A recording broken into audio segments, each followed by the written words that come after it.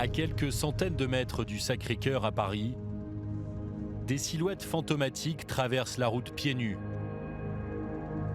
en frôlant l'accident. Une scène devenue banale dans le quartier de la Porte de la Chapelle. Tout comme ces hommes qui, victimes d'hallucinations, scrutent le sol à la recherche d'une dose. On les appelle des crackers, des consommateurs de crack, un puissant dérivé de la cocaïne. Beaucoup font la manche pour payer leur dose. Ils se fournissent à la colline du crack, un terrain vague en contrebas du périphérique, devenu un supermarché de la drogue à ciel ouvert. Tous les jours, 400 toxicomanes viennent s'y approvisionner.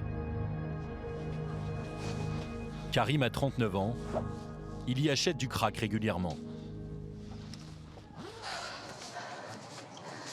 Là, je commence à fatiguer, là, ma vie.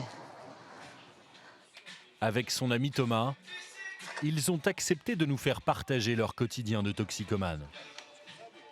Régulièrement, ils viennent consommer leur drogue dans le quartier de Montmartre, à proximité des touristes.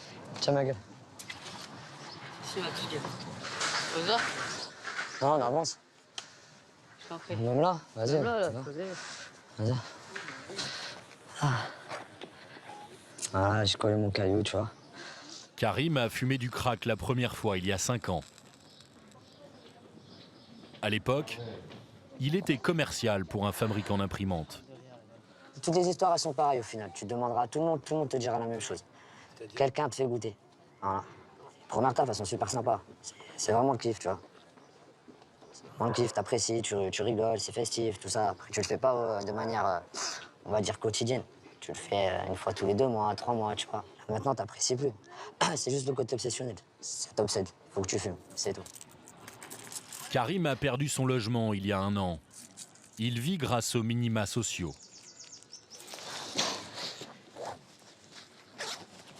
Quand on dit aux gens qu'on a nos maisons sur le dos, c'est pas des mensonges.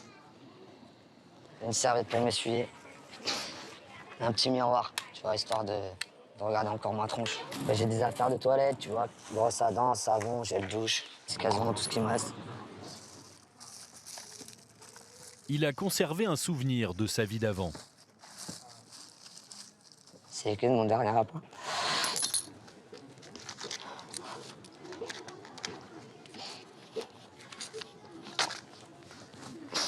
Et voilà, maintenant la merde, tu vois. Voilà. C'est important de les garder, c'est clair.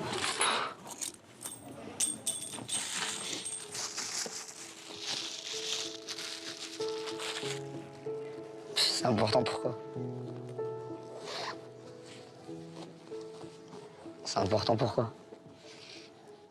Tu peux avoir la plus belle femme du monde, la meilleure situation professionnelle, tu peux être, je sais pas, n'importe quoi, tu vois. Des histoires comme ça, il y en a des centaines. Ça te bouffe. Ça te bouffe. Ah, mais jusqu'à quand je vais tenir? Jusqu'à quand je vais tenir? Le crack est très addictif. À la différence de certaines drogues comme l'héroïne, il n'existe pas de produit de substitution. Sortir de la dépendance est extrêmement difficile. Le crack, c'est un petit caillou blanc aux effets dévastateurs. Il provoque lésions au cerveau, hallucinations et crises de paranoïa. Ce cocktail explosif de cocaïne chauffé avec de l'ammoniac ou du bicarbonate de soude se fume à l'aide d'une pipe. Ses usagers seraient environ 15 000 en Île-de-France. Les principaux lieux de deal, place de la bataille de Stalingrad dans le 19e arrondissement, mais aussi la colline du crack et ses environs, Porte de la Chapelle, dans le 18e arrondissement. Tu restes là, on fait là, tac, tac. Pour endiguer ce fléau, les policiers multiplient les actions sur le terrain. Tiens, ouvre la bouche. Ouais, positivez le rouge dans une boîte. Bien joué. C'est une galette de crack. Mais les réseaux qui tiennent le trafic sont mouvants et peu hiérarchisés. Ils réapparaissent à chaque fois. C'est un travail d'usure. Et puis surtout, je vous dirais, on le ferait pas, ce serait pire. La situation serait pire. Originaires d'Afrique de l'Ouest, les dealers de crack s'appellent des modous. T'as vraiment bien travaillé aujourd'hui. Ça vient d'où tout ça là? Il serait environ une centaine à opérer partout dans la capitale. Dans le métro, des dizaines de transactions s'effectuent chaque jour. Même dans le quartier chic de Paris, ça mange grave. L'épidémie, elle commence à arriver sur Paris, voilà, ça y est. Pour éviter de se faire arrêter avec de la marchandise, les modos cachent les doses dans leur bouche et les avalent en cas d'arrestation. C'est une baisse, ça va. Impeccable. Pour lutter contre le trafic dans les transports, une brigade spécialisée a été créée il y a 3 ans. Ces policiers en civil ont mis au point une nouvelle technique d'interpellation. Ils saisissent les drogués et les dealers à la glotte pour les empêcher d'avaler les doses. Dans le nord-est de Paris, la cohabitation avec les crackers exaspère les riverains. On veut plus de toxicomates, de craqueurs dans notre quartier. Pour nos enfants, pour tout le monde. Mehdi habite Porte de la Chapelle. Là, c'est encore calme, mais un peu plus tard, ça commence à devenir Walking Dead. Avec les jeunes de son immeuble, il organise des rondes pour empêcher les intrusions de toxicomanes. T'entends ? Ouais. Allô ? Les toxicos, ils sont potentiellement dangereux, en fait. Malheureusement, on est obligé d'utiliser parfois la violence et les sortir. On est obligé. Des riverains excédés à cause du crack et des parents désemparés. La fille de Martine est accro depuis 5 ans. Elle tente désespérément de la sortir du piège de l'addiction. C'est cette drogue qui l'a amenée à la misère, dans la pauvreté. Je me battrai jusqu'au bout pour la sortir de là. Enquête sur le crack et ses ravages au cœur de la capitale.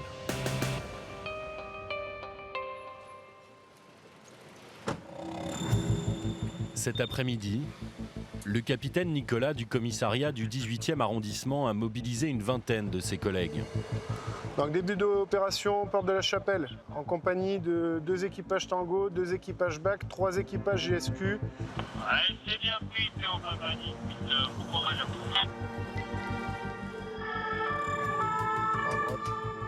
Nicolas va mener une opération coup de poing à la colline du Crack.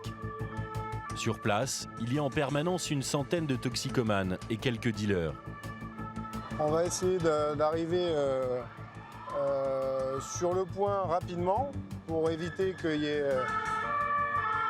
un éparpillement de tous les gens qui sont sur cette portion de terre qu'on appelle la colline. Là, on a des gens qui sont sous crack, sous cocaïne, qui sont alcoolisés, donc c'est des comportements difficilement gérables.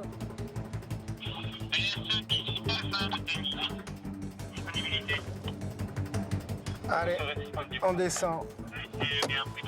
Allez, go, go, go. Allez, descends, on descend. Les policiers veulent contrôler tous les occupants. Top. On monte les mains. Parmi les toxicomanes qui vivent ici, beaucoup sont des sans-papiers.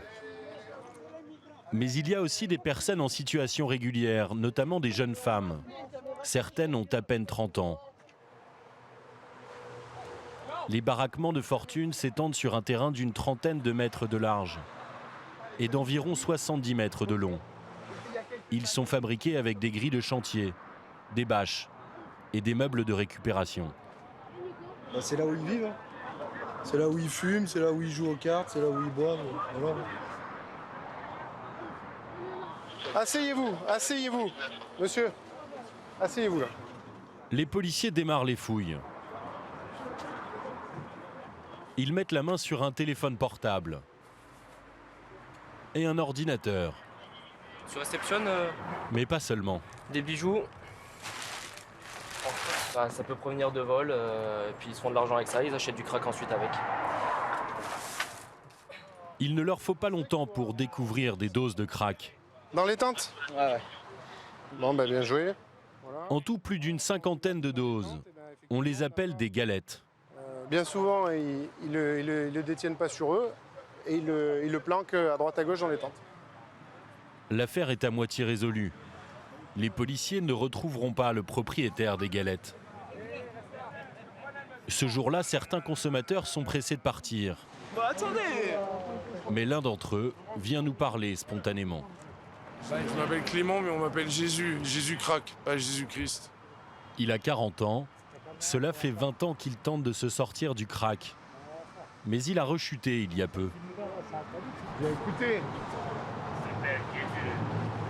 Oui. Et quand je me suis cassé la gueule, j'ai perdu mon emploi, ma femme, mes enfants, mon logement, je me suis réfugié là-dedans, quoi. Clément avait un travail de serrurier. Il a 2 enfants. À cause de son addiction, il ne les voit plus. Ça fait 1 an que je ne les ai pas vus, et donc là-bas, je vais essayer. Et alors, la mère ne veut pas que je donne des nouvelles ou que je les vois vu la situation dans laquelle je suis, je le comprends. Il vous manque vos enfants? Pardon? Il vous manque vos enfants? Ouais, je pense à eux tous les jours, je pleure. Enfin, ouais, c'est vraiment la merde, mais je sais que je vais arriver à arrêter. Mais là, il faut que je me brouille, je sais qu'il faut que je me brouille. Clément est dégoûté de ce qu'il voit tous les jours sur la colline, notamment du sort des femmes obligées de faire des passes pour se payer des doses. Elles sont considérées comme de la marchandise, quasiment, ou comme de la marchandise, quoi. C'est, les mecs, quand ils sont en vie, il faut qu'elles se... Voilà. Généralement, c'est une pipe pour un kiff et une passe pour une galette. Un kiff, c'est une simple bouffée de crack, l'équivalent de 5 €. Une galette, c'est une dose qui en vaut 15. Sur la colline, les toxicomanes sous emprise peuvent être très violents. Cet homme a été agressé juste avant l'arrivée des policiers. Ouais, il y a le mec qui est en train de rigoler, tu sais, ici, il y a beaucoup de fous, tu vois. Après, il est en train de casser des bouteilles, moi, je t'ai attaqué, il m'a cassé la bouteille dans ma main. Moi, j'ai même senti ça. Asseyez-vous, vous avez passé de l'autre côté. L'homme est pris en charge par les pompiers. Quant aux policiers, ils arrêtent 2 personnes. L'une pour recel d'objets volés, l'autre parce qu'elle est recherchée pour des faits antérieurs. Sans nouvelle découverte, ils lèvent le camp, impuissants face à la situation. Ces interventions ont lieu toutes les semaines. À chaque fois, les occupants restent sur place. Depuis son apparition il y a 10 ans, la colline du crack a été démantelée plus d'une quinzaine de fois par la police. Mais elle se reforme inlassablement. Aujourd'hui, ce supermarché du crack à ciel ouvert se déporte et s'étend dans tout le quartier de la Porte de la Chapelle. À 300 mètres de la colline, juste devant ce stade municipal, les toxicomanes et les dealers ont pris possession du trottoir. Nous nous y rendons en caméra cachée. Sur place, nous découvrons une sorte de petit village, avec sa propre organisation. Il y a des vendeurs à la sauvette, comme cet homme. Sur son étal, il propose de l'alcool, des briquets, des cigarettes à l'unité. Combien la garantie? Il vend aussi cette petite boîte transparente, un kit base. Comment tu le vends ça? Ça, c'est que 5 balles? c'est qu'au maximum, 4 au minimum. C'est une pipe à crack, distribuée gratuitement par les associations de prévention. Elles font l'objet d'un commerce parallèle. Nous allons ensuite aborder 2 hommes. Bonjour. Nous nous faisons passer pour des consommateurs. On va avoir un caillou, tu vois. Caillou, doucement, poteau, doucement, poteau, calme. Il faut pas les accélérer. Asseyez-vous, asseyez-vous. Je fais goûter à mon poteau, le poteau va goûter. Dans chaque main, l'homme tient une pipe à crack. Il nous en tend une et il insiste pour nous faire goûter sa drogue. Très méfiant, il veut en fait s'assurer que nous ne sommes pas policiers. Parce que moi j'aime bien donner des chances discrètes, je goûte. Pourquoi tu veux Je fume, mais chez moi, j'ai pas envie de fumer dans la rue, je te dis. Pourquoi tu veux fumer là? Tu sais quoi, tu as un café. Mais je suis pas un café. Offrir la première bouffée, c'est également une façon de rendre les nouveaux clients accros. L'homme accepte finalement de nous vendre une galette. J'ai pas envie d'avoir de merde. Calme, tu restes là, on fait là, tac, tac. Nous déclinons l'offre et décidons de quitter les lieux.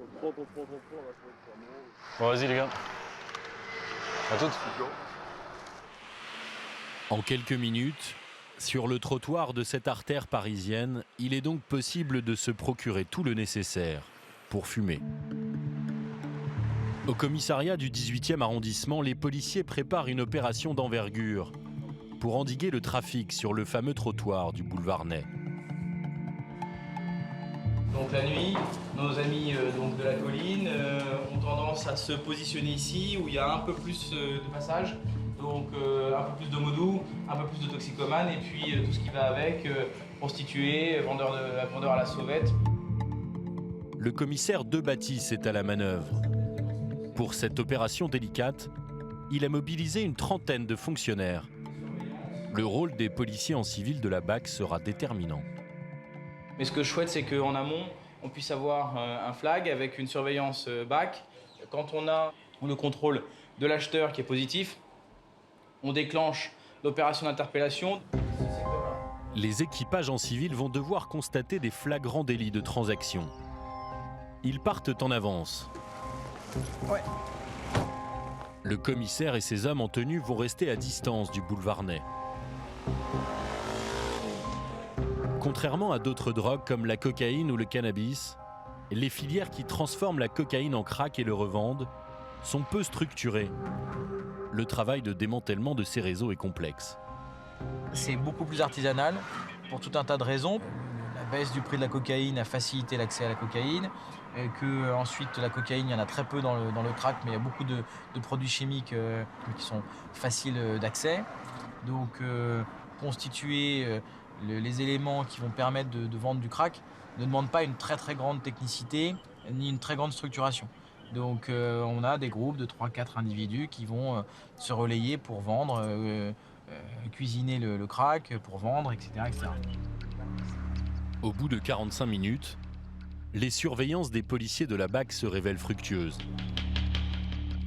Ils ont interpellé un toxicomane qui vient d'acheter. Au deuxième carré, quand on part de la porte de la chapelle. Deuxième carré, deuxième arbre. Les deux deals sont assis côte à côte. À tous de TI 18 Alpha, on se met en route. Vous êtes à mon contact pour les effectifs engagés sur la porte de la chapelle. Après le tram, on engage. Allez, top, on y va.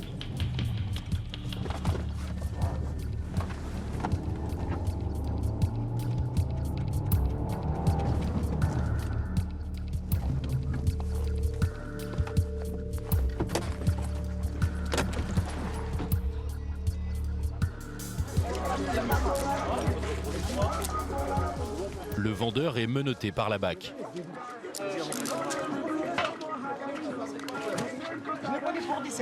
J'ai rien. C'est des seringues sur toi, quoi. J'ai rien. Moi, je vends que mes biens. T'as un couteau, t'as quelque chose? J'ai rien. J'ai rien, je t'ai dit, je vends que mes biens. Attends. Oui, moi, j'ai rien. Moi, mon instant juste. Tiens, ouvre la bouche. Tire la langue.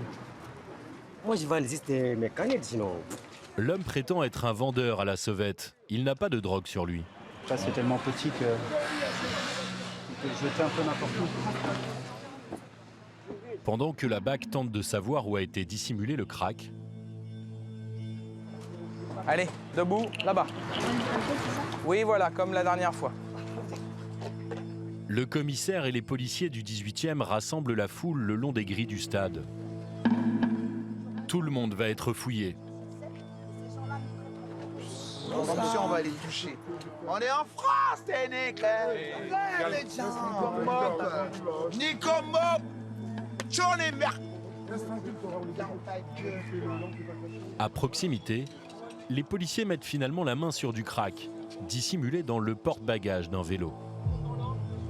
C'est bon, c'est positif. Ouais, positif vélo rouge dans une boîte. Bien joué. C'est des galettes de crack. C'est une grande quantité? Ouais, il y en a un petit peu, ouais. Une quinzaine de galettes en tout. Le dealer arrêté dit venir du Gabon. Comment tu t'appelles, toi? T'as une adresse sur Paris? On a tout ce qu'il faut. Impeccable. C'est très bien. Les enquêteurs du 18e vont déployer une annexe du commissariat sur le trottoir et vont vérifier l'identité d'une centaine de personnes.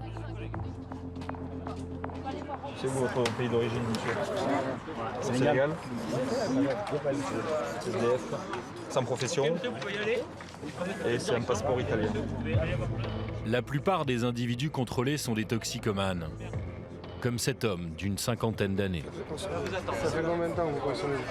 Ça fait 10 ans. 10 ans. Je peux fumer des galettes par jour. 10 galettes? 2? Oui, je travaille aussi, je peux pas mettre tout dans le crack quand même. Ouais, faut pas revenir ici la nuit, à Porte de la Chapelle. Je suis suivi en plus. Et voilà. Médicalement. C'est pour ça. C'est une chance. Oui. Alors? Mais il y a aussi des dealers présumés qui, faute de produits sur eux, repartent sans être inquiétés. Ils s'en est sortis. C'est bon, madame? Ah ouais? On a fini? Tout, il a mort. On a fini? C'est clair que c'est pas le Il fait le malin en plus. Ouais. Bah, pas pour ce soir. Ah, pas pour ce soir. Voilà. Cette opération aura permis de stopper le trafic et la consommation de crack sur le boulevard quelques heures durant. Il y en a qui vont revenir, il y en a qui vont pas revenir. C'est très variable. Il est déjà 2 h du matin, donc vous avez des gens qui vont finir par quitter le secteur de toute façon. Et puis les modos, ils sont plus là. Donc une des raisons principales de la stagnation des toxicomanes, c'est la perspective de se faire servir. Les modos, ils ne reviendront pas ce soir. En tout cas, les 2 qui sont en garde à vue, ils ne reviendront pas ce soir, puis normalement, ils ne reviendront pas tout de suite. On espère. Les 2 dealers interpellés risquent 10 années de prison. Malgré ces interventions régulières de la police, toxicomanes et dealers finissent toujours par revenir.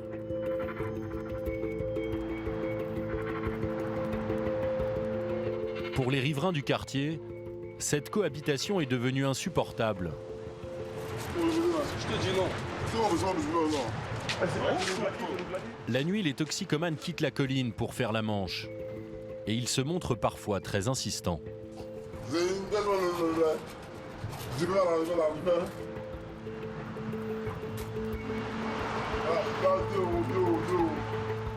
Les habitants de cette grande tour sont exaspérés.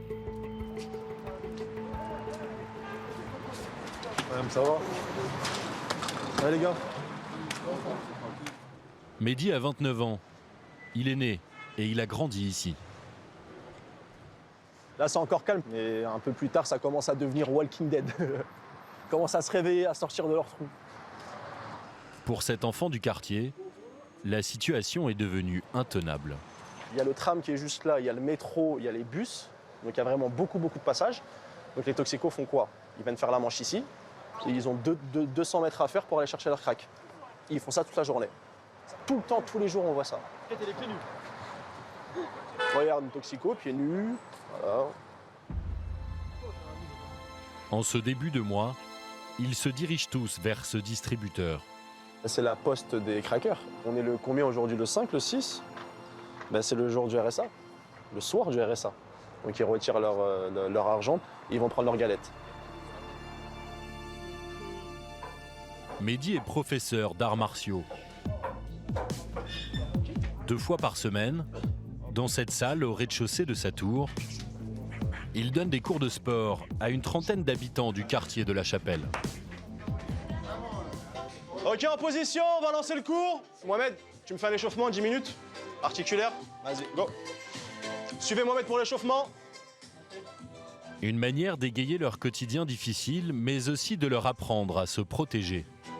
Sur quelqu'un comme moi ou des mecs balèzes, oui, ils vont rien faire, mais contre des personnes qui jugent faibles, ils vont commencer à profiter, ils vont commencer même à faire les poches, à les tirer, à les agresser, à leur mettre des coups. C'est déjà arrivé et ça arrive tous les jours.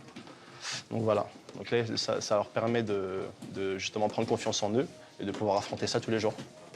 Quand ils sont en masse et qu'on est toute seule, au final, on ne sait pas si... Voilà, faut avancer vite, courir un petit peu tranquillement à la maison. Voilà, je ne sais pas s'ils peuvent avoir des couteaux ou s'ils peuvent avoir des seringues ou quoi. Voilà, c'est ça qui me fait le plus peur, quoi. Chaque soir, avant de regagner son appartement, Mehdi fait le tour des cages d'escalier de l'immeuble. Il fait des rondes à la recherche des toxicomanes. Ils s'introduisent très fréquemment dans les parties communes pour se shooter, bien au chaud et à l'abri des regards. Souvent, ils répondent. Ils en attendent souvent un deuxième, un troisième.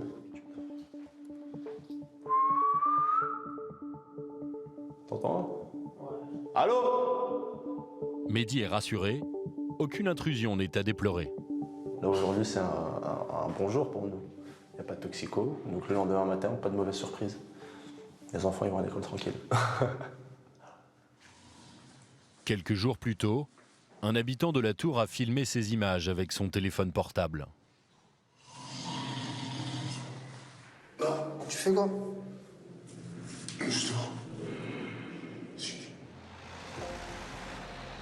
Devant sa porte? Devant sa porte. Tu sors devant ta porte, il y a un mec. Le matin, il ouvre sa porte, boum, toxico allongé. Comme la grande majorité des habitants de la porte de la Chapelle, Mehdi a le sentiment d'être abandonné par les pouvoirs publics. J'ai déjà appelé la police parce qu'il y avait des toxicos. Je voulais faire les choses dans les règles, vraiment. Il y avait un toxico dans l'escalier, j'ai appelé la police. Ils ne sont pas déplacés. Ils ne se déplacent pas pour ça. Ah oui. Après, malheureusement, on est obligé d'utiliser parfois la violence et les sortir. On est obligé. Mais depuis quelque temps, un nouveau phénomène l'inquiète. C'est celui des migrants devenus toxicomanes. C'est le cas de cet homme qui vient du Soudan.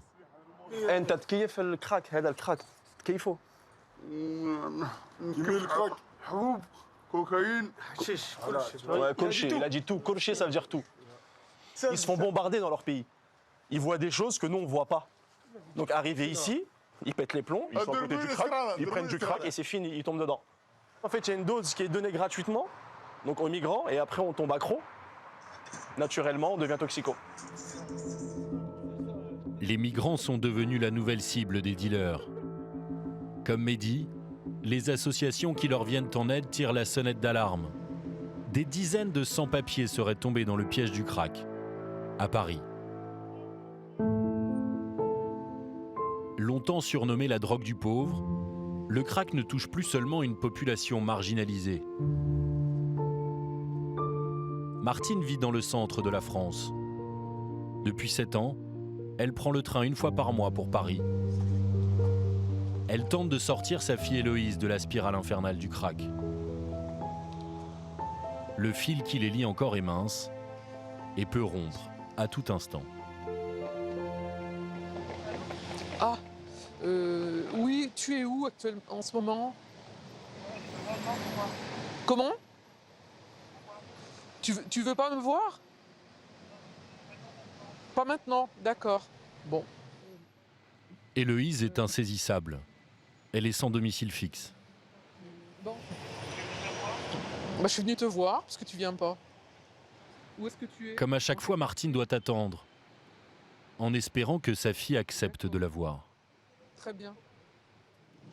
Bon, allez, à plus tard. Elle vous répond à chaque fois que vous l'appelez? Non, non, non. Quand quand la conversation lui déplaît, elle coupe. Voilà. Je fais un peu de forcing. Elle refuse de me parler. Ça peut durer plusieurs jours. Hein. Voilà. Héloïse est venue à Paris il y a 10 ans pour faire des études de théâtre. Elle tombe alors amoureuse du fils d'un chanteur célèbre qui consommait du crack. Le crack, ça peut toucher tous les milieux, puisqu'au départ, elle ne vient pas d'un milieu défavorisé. Hein. Elle a eu l'opportunité de faire des études et d'avoir un bon travail et d'avoir une vie confortable. C'est un accident de la vie suite à une mauvaise rencontre. Quelqu'un qui était dans la drogue, dans les drogues dures, et qui l'a détruit, qui l'a détruit complètement. Dans ce classeur, Martine garde les documents qui concernent sa fille, depuis le jour où sa vie a basculé. C'est une photo que j'avais prise le jour où je l'ai récupérée, un été, il y a 4 ans de ça.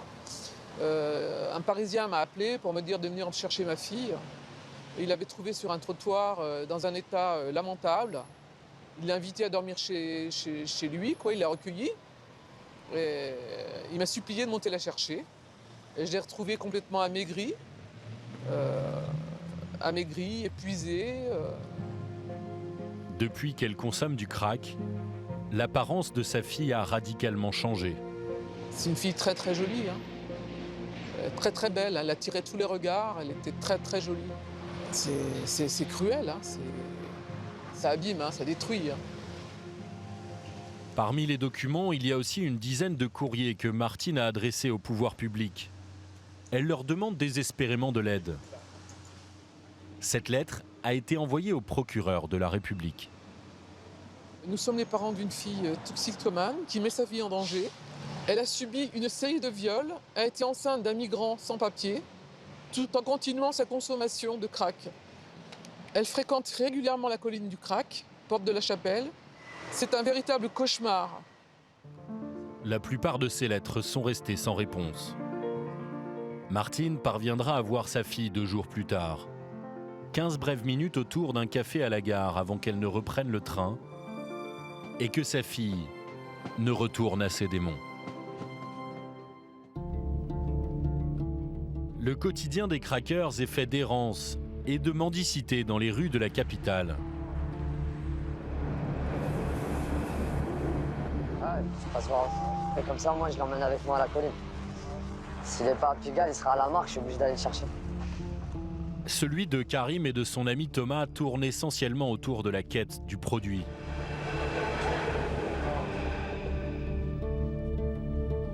Généralement, ils font la manche dans les rames du métro.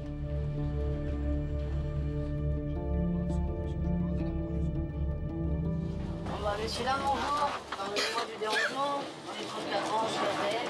Si je vous sollicite tout simplement, et avant tout, essayez de me payer un repas à midi. Et enfin, merci de votre écoute et je compte sur votre sympathie et compréhension.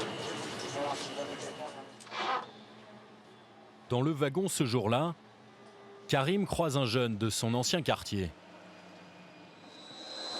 Ça va bien, mon frère? Tranquille? Ça va bien? Ça fait quoi? Ah, je sors de stage. Hein? Je sors de stage. Ça va bien, machallah. Ils se connaissaient avant que Karim ne sombre dans le crack. Tu m'as pas vu? C'est vrai que tu m'as pas vu. T'as grandi depuis, hein? C'est un petit jeune qui vient de la ville où je vivais avant. Donc tu vois, là, qui voit ça, ça dégoûte un peu, je pense, comme ça.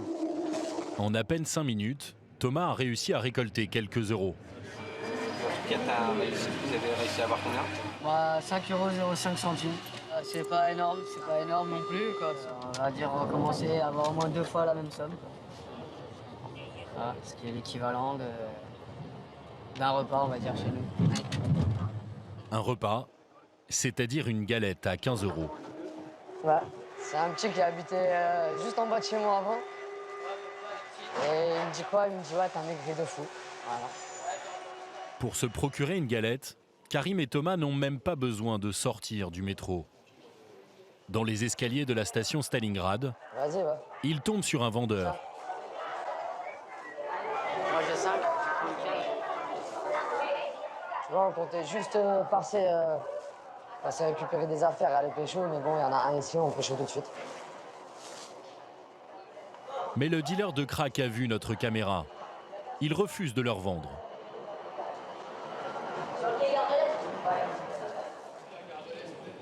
Un toxicomane dans les escaliers leur conseille d'aller gare de l'Est, à 2 stations de là.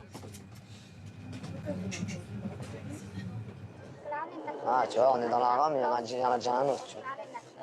J'ai un autre vendeur, bien sûr. C'est une vraie épidémie. Comment tu les reconnais? Au regard. C'est au regard. Quand ils savent qu'on fume, ils savent qu'ils vont. Je sais pas, c'est un truc comme ça. Tu vois? Et après, tu vois, là, il vient voir la caméra, je vois qu'il est en train de sécher dessus. Donc voilà. C'est des sans-papiers, la plupart. Donc ils veulent surtout pas avoir de problème, se faire remarquer. T'es sénégalais, toi, frère? C'est un groupe non, pas sénégalais? Des dizaines de dealers originaires du Sénégal vendent en fait dans le métro. Ils s'appellent des modous. En wolof, la langue la plus parlée au Sénégal, cela signifierait petit négociant. Karim et Thomas viennent de discuter avec un vendeur gare de l'Est. Il leur a demandé de patienter devant le métro. Il nous a dit qu'il allait recharger, il va nous faire un truc. Non. Recharger, c'est qu'ils prennent un truc dans la bouche, tu vois, ils arrivent à mettre, je sais pas moi, 20, 30, 40, 50 galettes. Et là, il en a plus, il faut qu'ils en prennent 20, 30, 40, et voilà, donc il va recharger. Ils vont pas se balader avec 150 galettes sur eux, tu vois, petit à petit, quoi. Cette technique permet aux dealers d'avaler les doses en cas de contrôle policier et de faire disparaître les preuves. Même si elles sont emballées dans du plastique, elles peuvent s'ouvrir et provoquer une overdose. Le dealer tarde à arriver. Attends. 10 minutes plus tard, il n'est toujours pas là. Karim s'impatiente. Il est en manque. Moi, tu veux me rendre fou, je vais m'allouper, je tourne comme un con. Hey, je veux me laver, je veux manger, moi, ma gueule. Trouve quelqu'un maintenant, je m'occupe de rien. Sur ma vie, je monte pas à la chape. Je monte pas à la chape. Trouve-moi quelqu'un maintenant. Et maintenant, il me vicière. Je m'en bats les couilles. Sa dépendance aux produits l'obsède, autant qu'elle le dégoûte. Tu fumes une fois, 2 fois, 3 fois, et ça y est, t'as une bague autour du doigt. T'es marié avec ton caillou. Tu peux avoir la plus belle femme du monde, le meilleur travail, le meilleur salaire. Tu peux vivre dans le 16e arrondissement. Ta vie, en quelques mois, eh ben, ça devient de la merde. Tu vis que pour ça, tu penses qu'à ça. 30 minutes plus tard, aucun signe du vendeur. Ben, on fait quoi maintenant? À contre-cœur, Thomas et Karim vont devoir se rendre porte de la Chapelle pour acheter leur dose. Voilà, tout ce que je déteste. Tout ce que je déteste. Ils prennent la ligne 12, une ligne très fréquentée par les toxicomanes. Non, je vais dire que je m'appelle Urbain, mon pote. Voilà. Tu peux dire bonjour quand même déjà? Voilà. Allô? Check moi déjà. Thomas a eu un différend avec les dealers porte de la Chapelle il y a quelques jours. Alors Karim va poursuivre seul. Impeccable.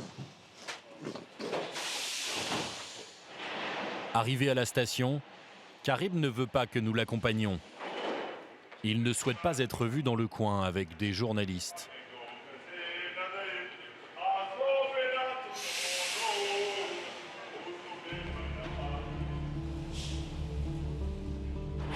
Un quart d'heure plus tard, nous le retrouvons quelques stations plus loin. La drogue en poche, l'envie de fumer est trop pressante. Ils vont la consommer immédiatement.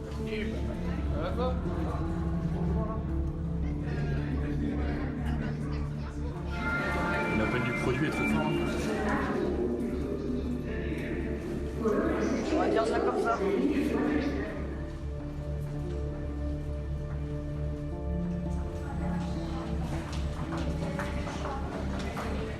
Tu vois, là, par contre, tu vois, quand je vois des enfants, je fais pas. Par principe. À partir de ce moment-là, je ne pourrais pas me regarder en face. Sachant que tu vois que moi, j'ai 3 petites doutes. Je ne pourrais pas faire ça aux enfants des autres.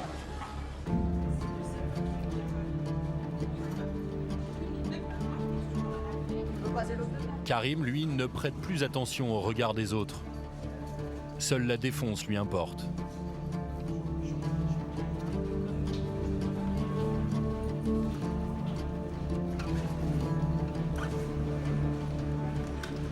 C'est ma doudou qui est en train de brûler, c'est ton fils.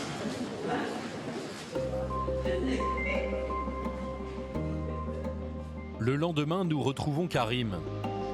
Il tente désespérément de s'acheter une dose et scrute les quais, à la recherche d'un modou.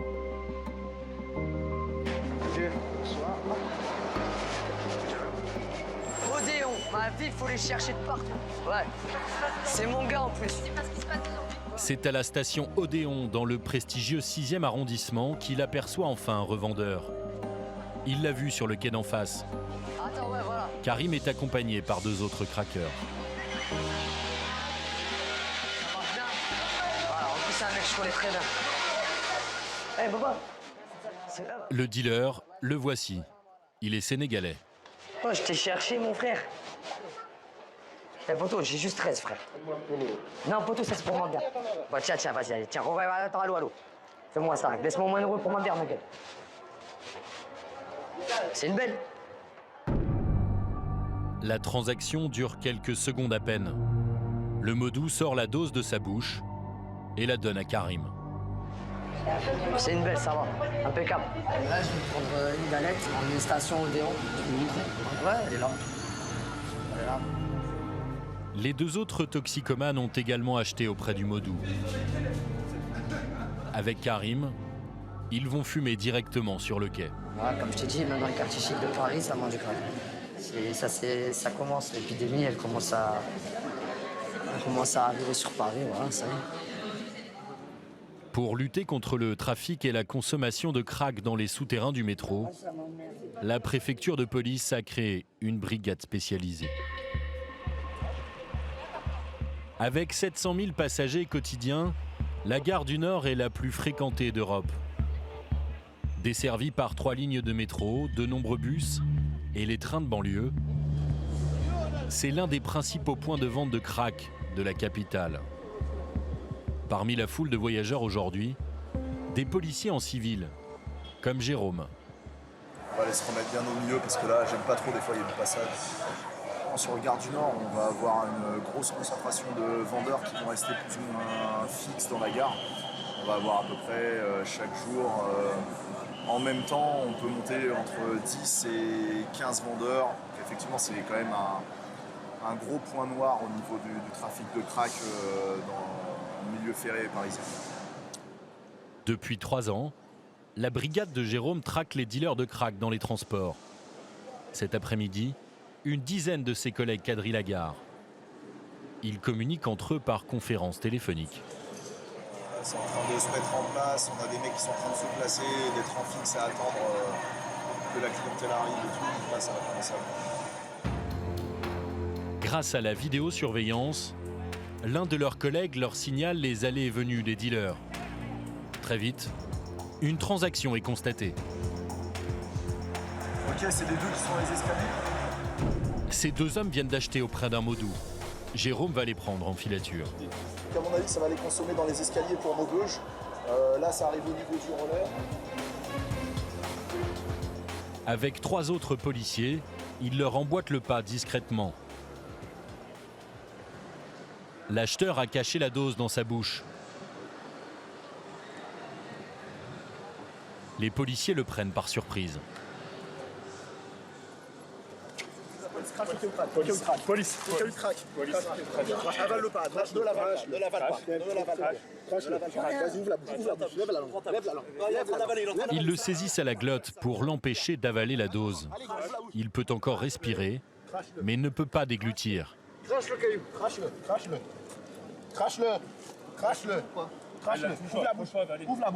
Ouvre la bouche, tiens la langue. Crache-le. Attends, lâche. C'est bon ? Lâche. L'homme finit par cracher la dose. Positif. Elle est emballée dans du plastique. Ça, c'est la dose. Cette technique d'interpellation peut paraître violente, mais elle est nécessaire d'après les policiers. S'il fait une fausse route, ça c'est déjà vu que les mecs ils avalent mal, ils n'arrivent plus à respirer après, juste pour un caillou de crack. C'est pour ça qu'on intervient de cette manière-là. C'est plus ou moins musclé. On est obligé. Pourquoi ils essayent d'avaler en fait? Les mecs, ils jouent leur vie. Ce sont des consommateurs, ils sont accros. Ils font la manche toute la journée pour avoir un caillou. Donc, ils n'ont pas envie de se faire péter avec. Ils ont plus peur de perdre leur dose que d'aller en garde à vue. Le deuxième toxicomane n'avait rien sur lui. Les policiers peuvent maintenant interpeller le dealer. Mais il restera introuvable tout l'après-midi. Le lendemain, les policiers vont avoir plus de chance. Leur surveillance et leur filature les conduisent à 500 mètres de là, dans le 19e arrondissement, place de la bataille de Stalingrad. Avec la gare du Nord, c'est l'un des autres points névralgiques du deal de crack à Paris. Nous retrouvons Jérôme et ses collègues dans une rue adjacente. A priori, on a pas mal de toxicomanes qui sont en train d'arriver sur place. Et on aurait a priori déjà un gars qui sera en train de tourner pour vérifier si c'était clair autour et procéder à des ventes. Par équipe de 2, les policiers vont encercler la place. Une première s'installe à l'arrière, canal Saint-Martin. On va essayer d'être super discret parce que là, vu que c'est des tox, ils ne veulent pas nous voir parce que s'ils savent qu'on est là, on interpelle les modus, ils ne peuvent plus acheter. Donc il faut qu'on soit le plus discret possible. Une deuxième équipe prend position à 50 mètres de là. Une troisième va s'installer à la terrasse d'un café. Là, j'arrive au niveau du bar, là. Il ne reste plus qu'à attendre la prochaine transaction. Un collègue les aide à distance. Il observe la place grâce à la vidéosurveillance. Une transac là, une transac. une transaction en cours. Ouais, attendez hein, qu'on soit tous prêts. Hein. Ah. En fait, on a un vendeur, donc on va essayer de l'interpeller directement comme ça avec le produit sur lui. C'est juste devant nous, ce qui est groupé. Voilà, ça interpelle. Pousse-toi là.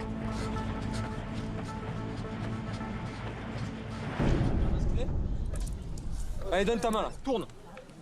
Tourne. Le dealer est interpellé. C'est menotté. C'est positif pour lui. Positif pour lui aussi? Oui. À côté, l'un de ses clients est également menotté. Récupérer ça, ok, c'est ce qu'il avait dans les mains. Ok, avec ça. Une partie de la marchandise du dealer était dissimulée dans cette batterie externe. Ça, c'était sur lui. Ça, c'était sur lui. Voilà le crack qu'on peut consommer aussitôt. Et voilà, regardez. C'est mon sac. Tu vas voir aussi. Ouais, on va le prendre. Voilà. C'est à l'intérieur. Cette fois-ci, le vendeur n'est pas sénégalais. C'est un habitant de Seine-Saint-Denis. Quelle commune? 93. 93 quoi? C'est quoi? Un profil atypique. D'habitude, Jérôme a affaire à des modous. Lui, il vit à Aubervilliers. C'est une personne qui vient de banlieue en fait pour vendre. Et pour le coup, même sur la présentation du produit en lui-même, je sais pas si tu as vu, mais tu as pu remarquer que le produit au final n'était pas emballé et il l'avait pas en bouche. C'est ce qu'on appelle du crack en déballe. Ces revendeurs de cité procèdent en quelque sorte à des ventes flash. Ils écoulent leur dose non emballée en quelques minutes à peine, avant de repartir. Le toxicomane interpellé se verra infliger une obligation de soins.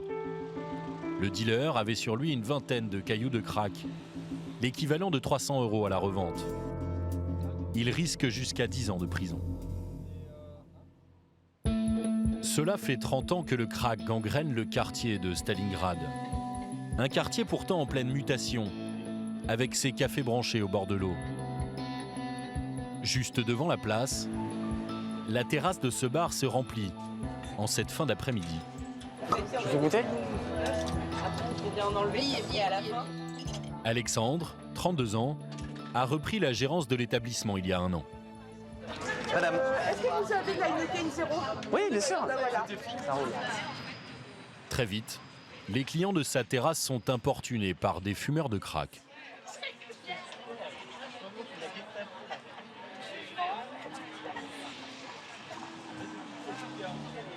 Monsieur. Et ça arrive souvent ça?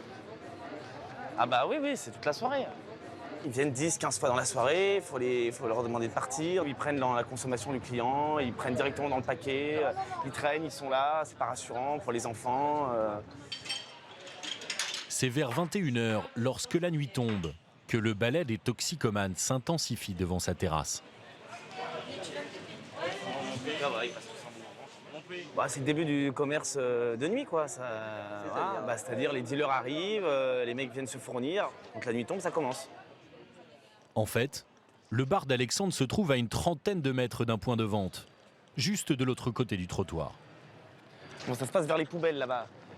Je préfère qu'ils me voient pas trop parce que je veux pas qu'ils s'en prennent au bistrot, je veux pas qu'ils me cassent la vitrine. Ça me fait chier, en même temps je dis rien parce que moi j'ai besoin d'ouvrir demain, mes employés ils ont besoin de travailler, donc il y a une forme de tolérance en fait. À plusieurs reprises, les dealers se sont servis de ces toilettes pour dissimuler leurs marchandises. Voilà. Ils avaient tendance à cacher leurs cailloux de crack ici, donc ils viennent le matin, ils les cachent, et puis l'après-midi ils viennent, ils récupèrent leurs trucs là, dans les placards, dans la poubelle, un peu partout où ils peuvent quoi. Ça m'énerve parce que qu'ils se servent de l'établissement pour cacher leur cam. Après, vaut mieux pas savoir des fois. Il est désormais 22 h. Sous les arcades, le trafic bat son plein. Et les crackers ne se cachent plus pour consommer.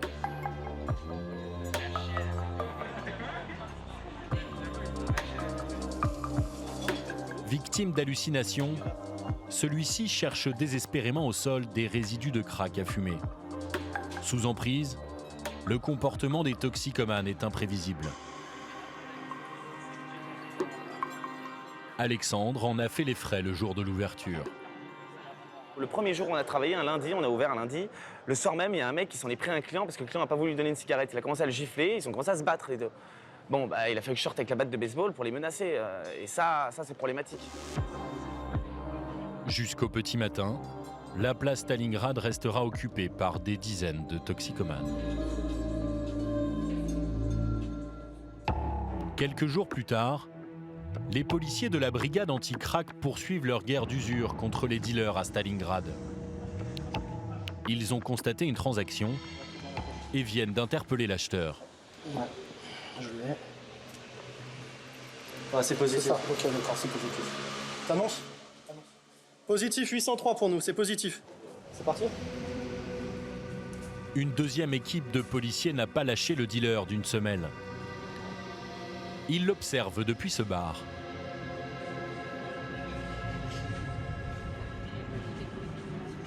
Le module est juste en face de nous. Il est au grec, il a un t-shirt gris, un pantalon de survêt noir. Ok, on va interpeller. Ouais.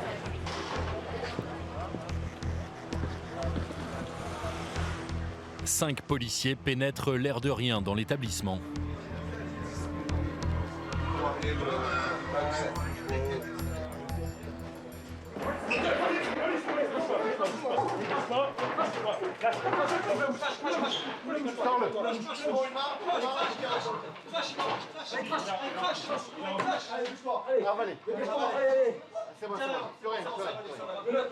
Le Modou a eu le temps d'avaler les galettes.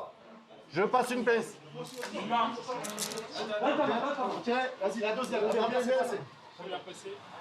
L'homme est originaire du Sénégal. C'est ton problème, t'avales. S'il y en a un qui n'est pas bien enveloppé, c'est l'overdose. C'est ton problème, t'es grand, t'assumes. Maintenant, tu sais très bien pourquoi t'as avalé. Donc là, ne me dis pas, tu sais pas ce que t'as fait. Et il avait du crack en bouche, on a vu les cailloux, et il a avalé. Comme c'est dans les papiers thermosoulés, si c'est pas étanche, il peut risquer l'overdose. Et la toxicité du produit, c'est très dangereux pour eux. C'est pour ça qu'on essaie de les inciter à éviter d'avaler, mais eux, ils jouent leur vie, là.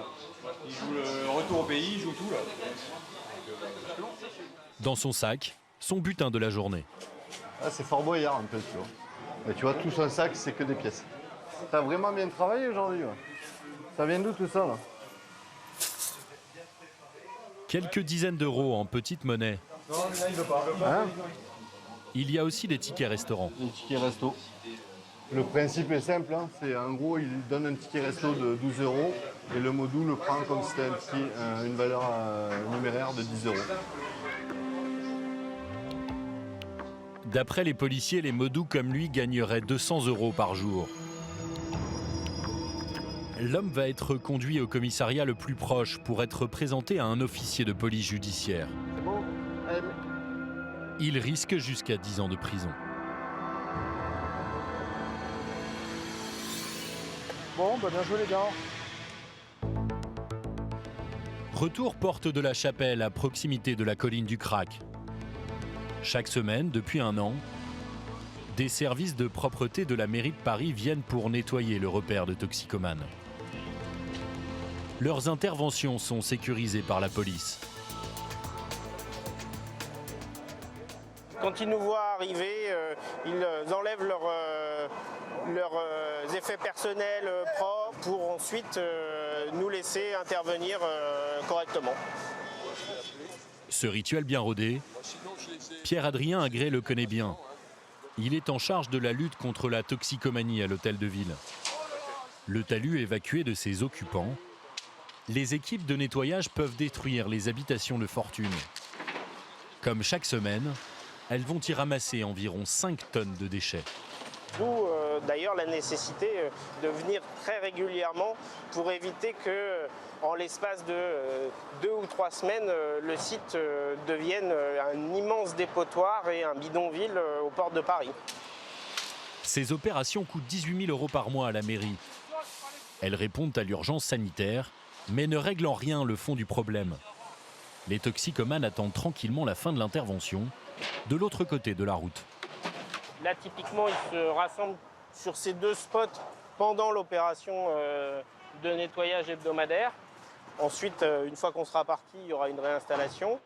Effectivement, à peine la colline débarrassée de ses déchets, les drogués y reconstruisent leur campement. Y aurait-il une volonté des autorités de contenir les toxicomanes porte de la Chapelle ? Lorsque l'on pose la question aux responsables de la mairie, ils bottent en touche.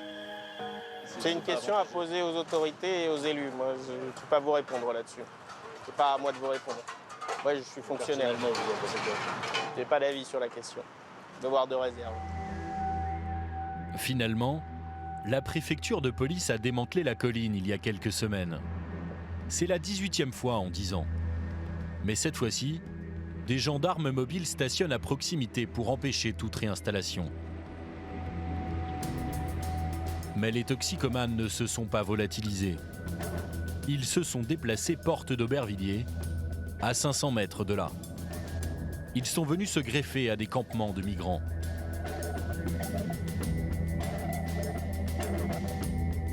Face au simple déplacement du problème, pour la 3e soirée consécutive, les riverains manifestent leur ras-le-bol. On craque à cause du crack. On craque à cause du crack. La colline a été démantelée. Et ben, ils errent ailleurs, certes, mais il faut les prendre en charge et les mettre ailleurs. Allez, sors.